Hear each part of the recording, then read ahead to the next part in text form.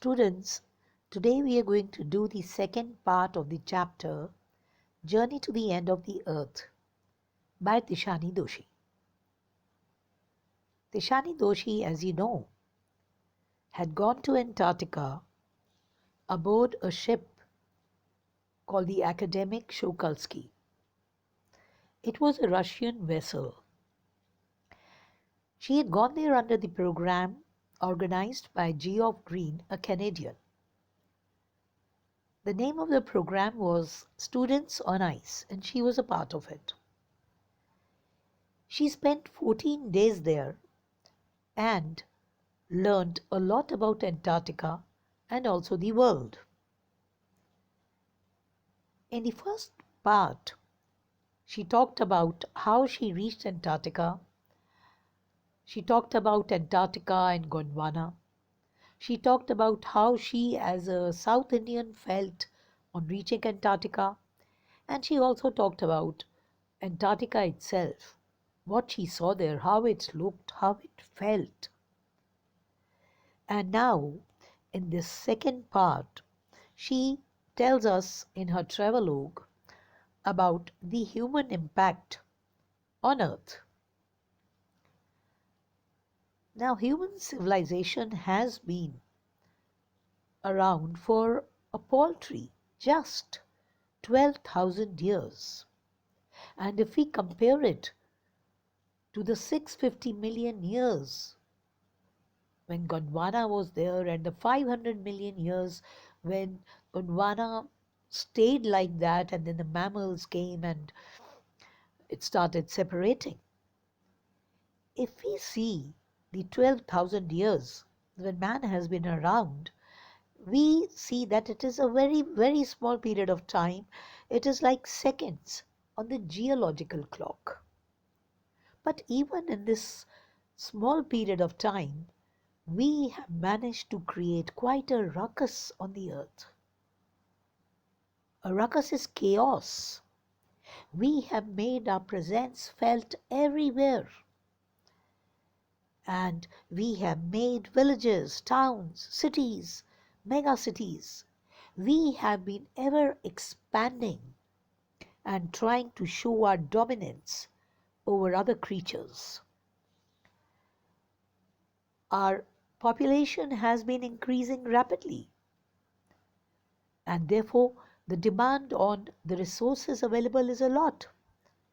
We are battling, we are fighting with other creatures for these resources. We have been burning fossil fuels unstoppably. We have managed, because of this, to create a blanket of carbon dioxide around the world.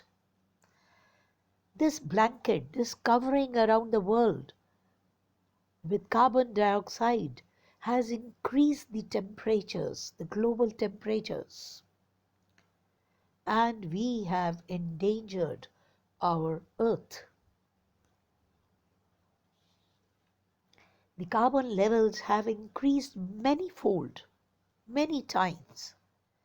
And the ozone layer, it has been depleting, becoming less and less and less.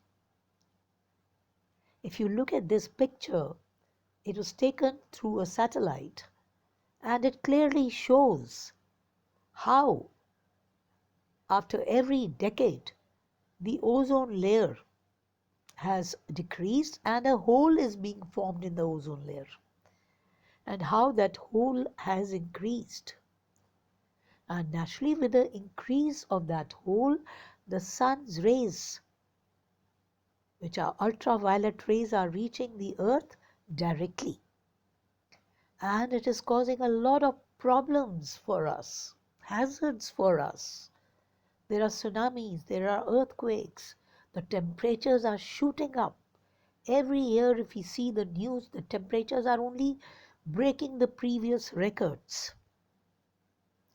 Naturally, with such a scene, with what is happening, climate change is one topic that is there in every debate, in every forum, in every institute. It is one of the hottest topics because it is a matter of survival for us. If there wouldn't be any earth, where would we live? And what have we done to the earth? What can we do to save it for our future generations?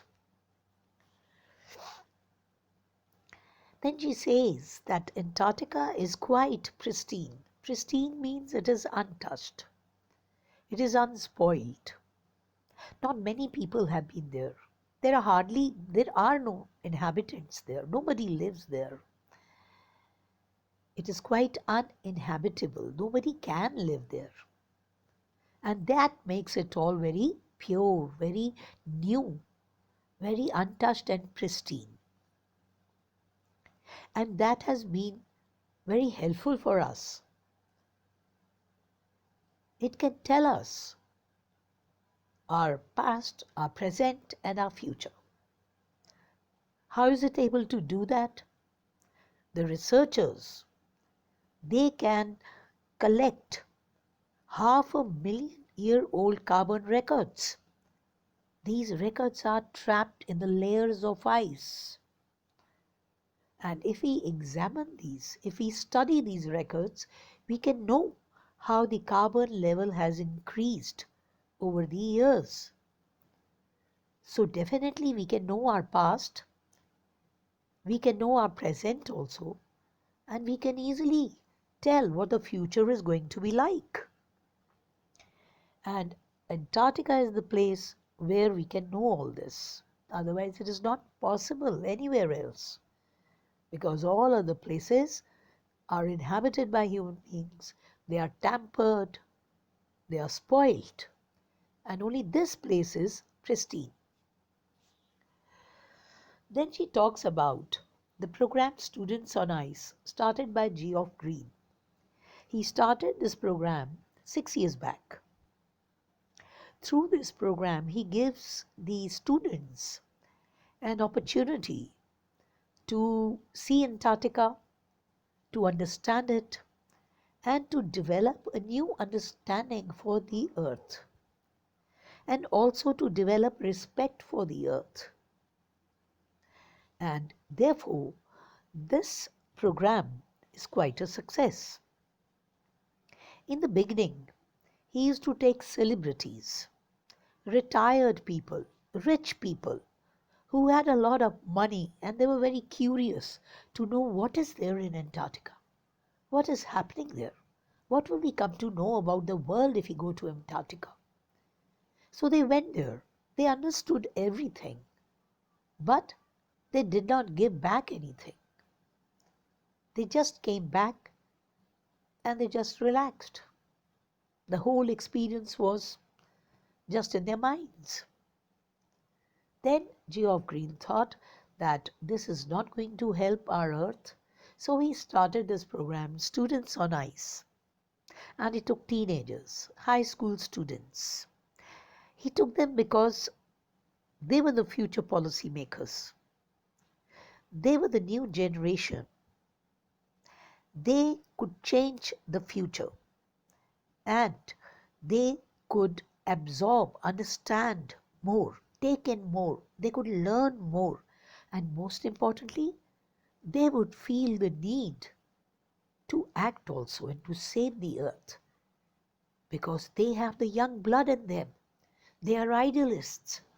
They want a bright and a perfect future for everybody on the earth, because they are going to be there in the future. So he took these high school students, and this experience and this program for them has been very successful. The reason for its success is that it cannot happen that you go to Antarctica and you are not affected by it. It is real when you see the glaciers melting, the icebergs separating, the mountains and the hills of ice cracking up and falling down. You suddenly realize that, oh my God, this is all real. We have actually managed with our activities to change the earth. And here we can see the effects of global warming very, very clearly. So it is not possible that you go to the South Pole and you feel nothing. It is easy to sit at our homes and watch TV and see, but when you go there, it is all real. And it hits you, it strikes you suddenly that we must do something about it.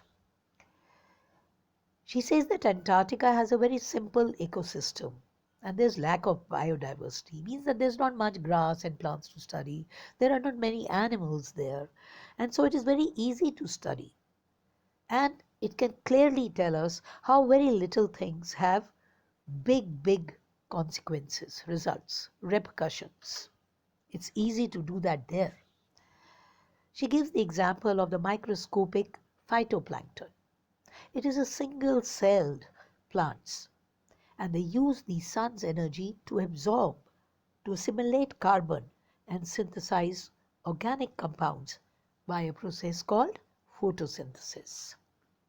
These grasses they nourish and they sustain, they make it possible for all the marine animals to live. And all the southern oceans food chain is dependent on them. So therefore it is important that we take care of these small things because the big things will automatically be taken care of. So in this story, in this parable of the phytoplankton, there is a lesson of existence that you take care of these small things and the big things will fall into place. They will automatically be taken care of. Then she talks about her walk on the ocean.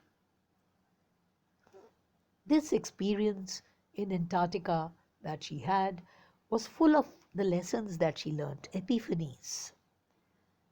And in the end, when they were returning, the ship was wedged, stuck between the Tadpole Island and the peninsula. That is a big piece of land. And here it is full of ice. And so the captain said that let's get down and let's see. So they got down and all their gears, their jackets, their goggles and all that were wearing. And she saw that there was a balance in nature. She saw Caribbean seals. They were stretching and they were sunbathing and taking in the sun. And suddenly it struck to her that there's a balance in nature. What is happening here is also happening in our land. Here the crab-eater seals, they need the sun. In our land, the dogs sit under the banyan tree under the shade of the tree in summers.